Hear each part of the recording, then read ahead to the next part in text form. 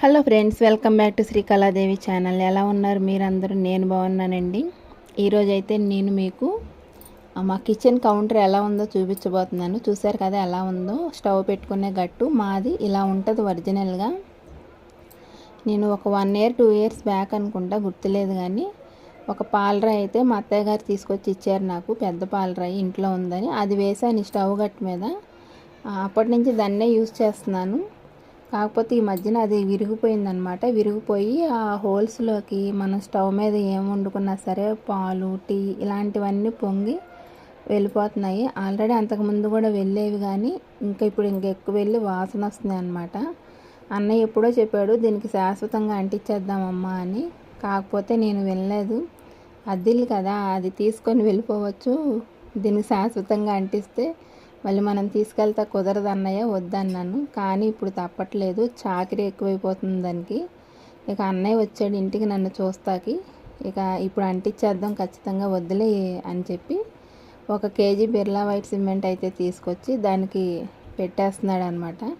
ఇదైతే ఒక సింగిల్ రాయి, చిన్నదేనండి. ఇప్పుడు పెట్టేది పెద్ద రాయి అనమాట. 3 ముక్కలు అయింది అది. దాన్ని ఇప్పుడు జాయింట్ చేసి పెడుతున్నాడు. ఇంకా మనకి ఏ ప్రాబ్లం ఉండదు, వాటర్ వెళ్ళిపోతే తుడుచుకోవాలని ఏమి ఉండదు అనమాట. ఒక పని అయితే తగ్గింది. ఈ పని నేను ఎప్పుడో చేయాల్సింది. ఖాళీ చేస్తే వాళ్ళకెందుకు వదలడం, మనం పట్టుకెళ్ళిపోవచ్చు అన్న ఒక ఆశతోటి ఆ పని ఎప్పుడు చేయలేదు. కానీ ఇప్పుడు తప్పలేదు, ఇరిగిపోయింది. ఇక దాన్ని అలా మేము ఉన్నంతకాలం దీనికి చాకరీ చేసే కంటే దాన్ని అలా శాశ్వతంగా అంటించడమే మంచిది అనిపించింది. ఉంటే ఉందిలే అని చెప్పి ఇక అన్నయ్యతో ఆ పని అయితే చేయించేసాను. చక్కగా నీట్గా చేసి పెట్టాడు నాకు మొత్తం పని అంతా కూడా. ఏ పని చేసినా నీట్గా చేస్తాడు మా అన్నయ్య. చూసారు కదా, దానికి చక్కగా స్టిచ్ అయ్యేలాగా, అదే అంటుకునేలాగా చక్కగా నీట్గా చేసాడు అనమాట.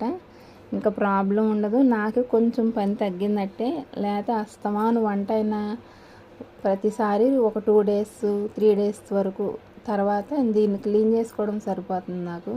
స్టవ్ తీయాలి, ఆ స్టవ్ పైన పెట్టుకున్న ప్రతీది కింద పెట్టి ఆ రాళ్ళు పక్కకు జరిపి క్లాత్తో తుడుచుకొని వాసన రా వస్తుంది. మళ్ళీ దానికి ఇంకోటి ఏదో చేసుకొని ఈ పని అయిపోతుంది.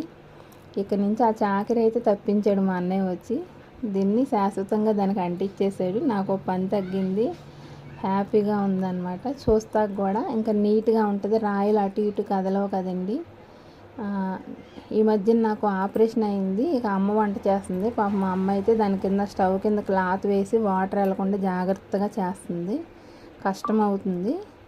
ఇంక ఇది అంటించడం వల్ల ఫ్రీ అనమాట. ఇక నార్మల్గానే బాధపడకుండా వండేసుకోవచ్చు. ఏమైనా పడినా ఒక క్లాత్ పెట్టి తుడుచుకుంటే సరిపోతుంది. కిందకైతే వెళ్ళము. అంత ఫ్రీగా అనిపించింది అనమాట. నచ్చిందా ఫ్రెండ్స్? అలాగే మా పాత స్టవ్ గట్టు అయితే కొంచెం చిన్నది. ఈ రాయి వేసిన తర్వాత ఒక 2-3 అంగుళాలు ఎదరికి వచ్చింది గట్టు కూడా. ప్లేస్ ఎక్కువ వచ్చిందనమాట. నాకు బాగా నచ్చింది. మీకు కూడా నచ్చితే లైక్ చేయండి, షేర్ చేయండి, సబ్స్క్రైబ్ చేసుకోండి. ఓకే ఫ్రెండ్స్, చూసారా అయిపోయింది, ఫినిష్ అయితే అయిపోయింది. స్టవ్ పెట్టి చూపిస్తా చూడండి. అది ఎంత ప్లేస్ వచ్చిందంటే స్టవ్ పెట్టాక